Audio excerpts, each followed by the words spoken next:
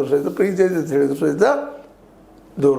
ಹೀಗಾಗಿ ನಮ್ಮ ಮೋದಿಯವ್ರ ಸಹಿತ ಏನು ಹೇಳ್ಬೇಕಪ್ಪ ಅನ್ನೋದು ತಿಳಿಲಾರ ಸ್ಥಿತಿಯೊಳಗೆ ಅವರು ಇದ್ದಾರೆ. ನೋಡ್ಬೇಕು ಇಷ್ಟ ಈ ಸಂದರ್ಭದಲ್ಲಿ ಮೋದಿ ಮತ್ತು ಶಾರ್ ಅವರಿಗಂತೂ ಎಚ್ ಡಿ ಕುಮಾರಸ್ವಾಮಿಗಳನ್ನ ಒಂದಿನ ಸಪೋಸ್ ಎರಡೂ ಕೂಡಿ ಸರ್ಕಾರ ರಚನೆ ಮಾಡೋ ಪ್ರಸಂಗ ಬಂದ್ರೆ, ಒಳ್ಳೆಯ ಒಂದು ಅಂಕಿ ಸಂಖ್ಯೆಗಳು ಬಂದರೆ 40-50 ಸಮೀಪ ಅಥವಾ 30 ದಾಟಿ ಹೆಚ್ಚಾಗಿ ಬಿ ಜೆ ಪಿನವ್ರು ತೊಗೊಂಡ್ಬಂದ್ರೆ, ಬಿ ಜೆ ಪಿ ನಾಯಕರಲ್ಲಿ ಯಡಿಯೂರಪ್ಪನವರು ಸೇಮ್ ಆಗುವಂಥವ್ರು, ವಿಜೇಂದ್ರ ಅದಿಲ್ಲ, ಸಾಕಷ್ಟು ಜನ ವಿರೋಧಿಗಳು ಇದ್ದಾರೆ ಅಂದ್ರೆ ಅವರೆಲ್ಲ ನಾನು ಆಗೋ ಸೇಮ್ ಅಂತ ತಕರಾರಾಗುವಂಥ ಪರಿಸ್ಥಿತಿ ಐತಿ. ಆ ಸಂದರ್ಭದಲ್ಲಿ ಕುಮಾರಸ್ವಾಮಿಗಳು ಅನುಕೂಲ ಆಗ್ತಿದ್ದು 30-35 ಸೀಟ್ ತೊಗೊಂಬಂದಿದ್ರೆ.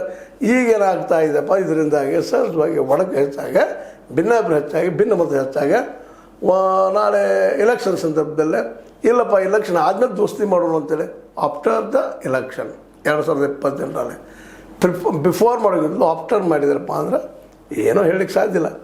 ಆದರೂ ಈ ಒಂದು ವಿಷಯದಲ್ಲೇ ಯಾಕೋ JDS ಒಂದಿಷ್ಟು ತಪ್ಪು ಮಾಡ್ತಾ ಇದೆಯಾ, ಅನಗತ್ಯ ವಿವಾದನ ಹೇಳ್ಕೊತಾ ಇದೆಯಾ. ಯಾಕಂದ್ರೆ ಕೇವಲ JDS ಸರ್ಕಾರದ ತಾನಿತ್ತು ಈ ರಾಜ್ಯದ ಚುಕ್ಕಾಣಿ ಹಿಡಿದು ಭಾಳ ದೂರದ ಮಾತು. ಆದರೆ ಅದು ಪವಾಡ, ನಮ್ಮ ದೇಶ ಪವಾಡಗಳ ದೇಶ ಇನ್ನೂ ಆಗ್ಬೋದು. ಯಾಕಂದರೆ ದೈವಿ ಭಕ್ತರಿದ್ದಾರೆ ಎಚ್ ಡಿ ಕುಮಾರಸ್ವಾಮಿಗಳು, ದೇವೇಗೌಡರು, ನಿಖಿಲ್ರು ನೋಡ್ರಲ್ಲ. ಅವ್ರು ಸೇಮ್ ಆದಾಗ ಗುಡಿನ ಅಡ್ಡಾಡಿದ್ದವು ನೆನಪು ಮಾಡ್ಕೊಳ್ರಿ. ಈಗ ಹಂಗಾದರೂ ಆಗ್ಬೋದು, ಹೇಳಕ್ಕೆ ಸಾಧ್ಯ ಇಲ್ಲ. ಯಾಕಂದರೆ ಇದು ಪವಾಡಗಳ ದೇಶ ಅಂತೇಳಿ ಸ್ವತಃ ಅವರು ಹೇಳ್ಕೊಂಡಿರ್ತಾರೆ. ಮತ್ತು ದೈವಿ ಭಕ್ತರದಾರ, ಏನಾಗ್ತದೆ ನೋಡೋಣ.